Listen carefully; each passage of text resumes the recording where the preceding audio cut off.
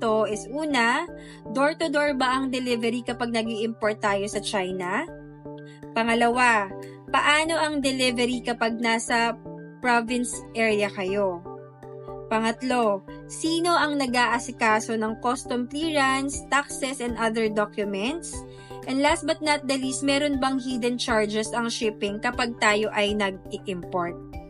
By the way, I am sharing based on my knowledge and my experience kung paano ko ginagawa ang pag-i-import from China papunta dito sa Pilipinas. I hope matulungan kayo ng information na i-share ko sa inyo right now. Start tayo sa supplier. Ako personally nag-i-import po ako sa Alibaba platform. Just in case gusto mo ring malaman kung paano ako naghahanap ng products, paano ko nine-negotiate, nagpe-place ng orders at nagbabayad sa Alibaba, you can check our importing tutorial playlist available on the channel. And nilagay ko rin lahat ng mga